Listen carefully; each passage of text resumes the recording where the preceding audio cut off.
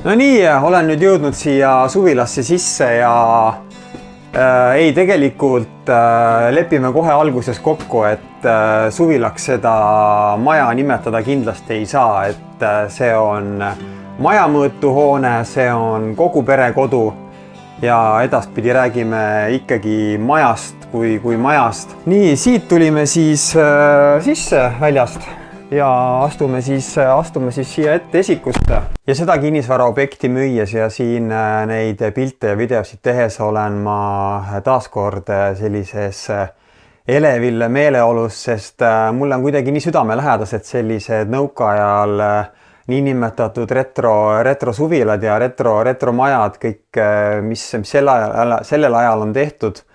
Ja ma ei oska seda täpselt seletada, miks, võib-olla sellepärast, et ise olen sellest ajastust pärit, et lapsepõlv on möödunud sellistes hoonetes ja võib-olla on üks põhjus seal, aga ma ei tea, kui ma alati nendesse või peaaegu alati nendesse hoonetesse sisenen, kus on säilinud niisugune ehe ja autentsus, siis ma tunnetan seal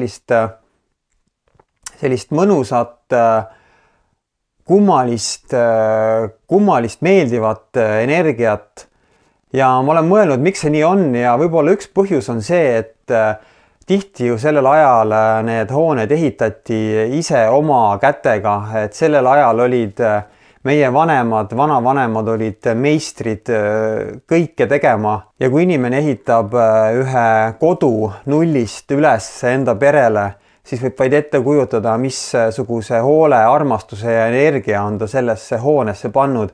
See ei ole mingi suvaline arendusprojekt, mida vorbid kuhugi raha ja kasu teenimise eesmärgil, vaid see on tõeliselt sinu eluprojekt, sinu enda pere kodu ülesehitamine.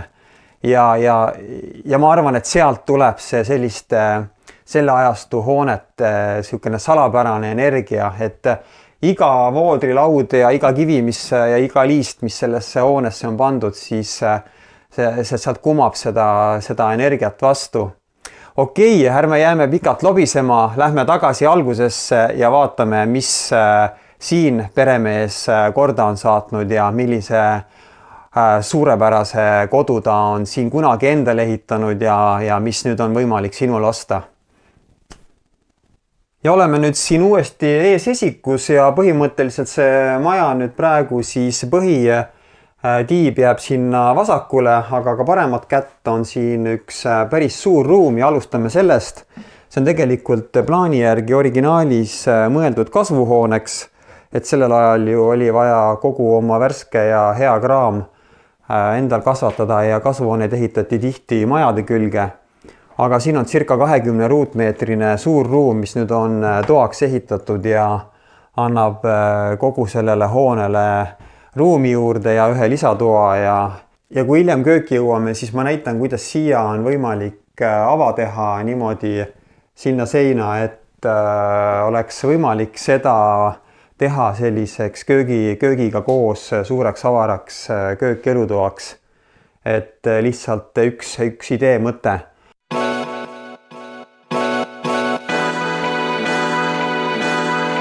Juba siin esimeses ruumis näeme huvitavaid detaile ja kindlasti sellele ajastule omaseid ehitus- ja disaini viimistlusmaterjale, et loomulikult see sisevoodrilaud ja kõik see selline pruunikas toon on sellele ajastule väga omane.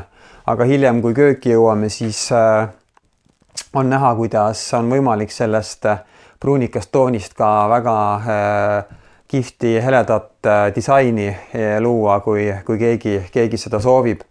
Aga näiteks siin esimeses toas ma vaatan seda toalage ja ma isegi sellistes retrohoonetes ei ole väga sellist, kuidas nüüd oleks õigem nimetada, pühendumust näinud kui selle lae tegemisel. Iga viimane kui laud ja liist on siin kruvidega lakke kruvitud ja sellel ajal ei olnud ju ei ristpeakruvisid, ei torkse, ei akutrelle, ma ei tea, minu meelest ka ei olnud. Et tavalise lapik kruvikeerajaga on kõik need kruvid siin ükshaaval lakke keeratud.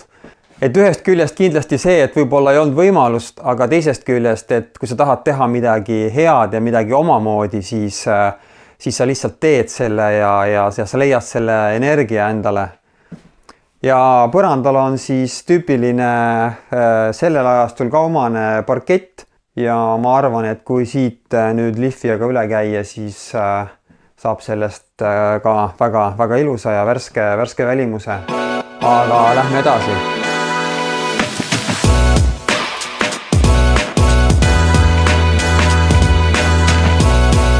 Ja oleme jõudnud kööki ja mis köögis on kõige mõnusam, kui väljas sehadad ilmad. Loomulikult pliit, istud pliidi ees, mõnusa väikse pingi peal.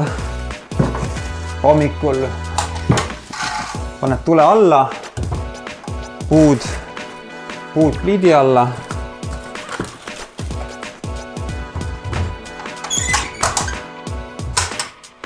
Ja naudid mõnusat praksuvat tuld ja siit pliidilt tulevad kohest soojust. Kes teavad, millest ma räägin, need teavad, kes ei tea, need ei tea. Mina olen aru saanud, et on pliidi inimesed ja ei ole pliidi inimesed, et ühesõnaga mina ei tea, mis inimene sina oled. Kõik on sinu enda otsustada. Tahad kütta pliiti, ei taha, lõhu välja, ära kütta pliiti, saad ruumi juurde. Kõik variandid on sul siin olemas. Ja selle seina taga nüüd ongi siis see sama suur ruum, kust me kõige esimesena tulime, nii et kui siit teha mingi läbimurre ja köögimööbli pind viia sinna ruumi edasi, siis saab siit koos selle ruumiga ühe tõeliselt vinge, suure, avara, kaasaegse lahenduse. Ja siin on variante, et sa ei pea kogu seda seina ju maha võtma, et köögiosa ikkagi natukene eraldatuks jätta. Ühesõnaga siin majas on üldse variante rohkem kui 1, rohkem kui 10, nii et siin praegu lihtsalt mõned minu uitmõtted, mis minul pähe tulevad. Aga hetkel siin siis sellised sisse ehitatud kapid ja pliit ja soe vesi on ka samuti siin pliidi kütmisel, sellel ajal tihti kombeks oli.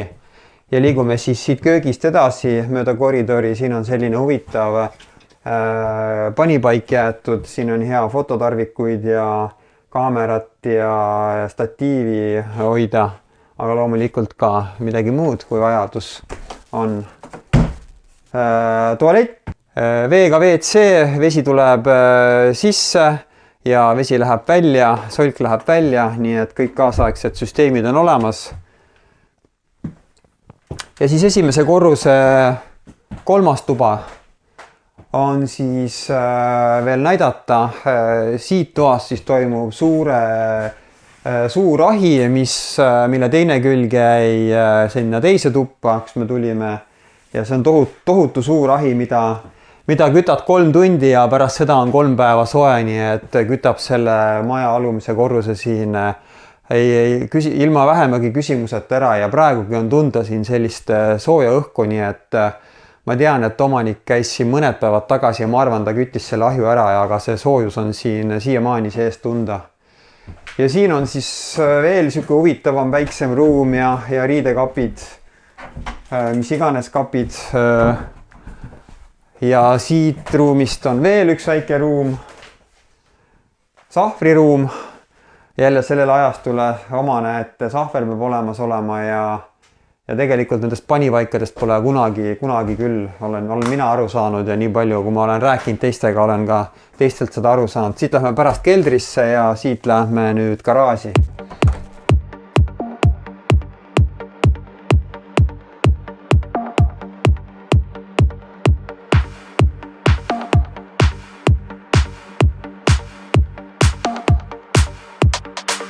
Esimesel korrusel ring peal ja enne kui keldrisse lähme teisele korrusele ka. Teisel korrusel kokku 2 tuba ja see tuba on siin ka ülimõnus tuba, et siin suure akna all avaneb ilus vaade Mähma külale. Ja siin on siis selline väiksem, natukene väiksem tuba, aga kui nüüd vaadata seda suurt voodit, kindlasti 160 lai vähemalt, nii et täitsa standardmõõdus normaalne tuba. Ja siit aknast avaneb samuti väga kaunis vaade. Ja praegusel ajal on siit näha Tänassilma jõgi. Ja teine korrus ka vaadatud ja teeme kiirelt ka keldrile ringi peale.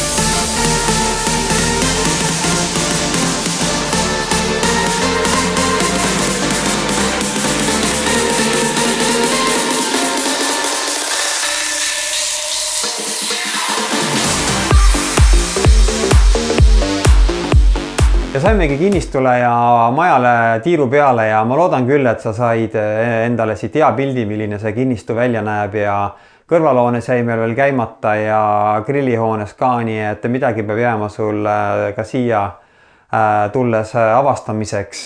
Aga igal juhul väga kihvt kinnistu, topelt suurune krunt, väga ruumikas maja, kasuta suvekoduna või alaliseks elamiseks.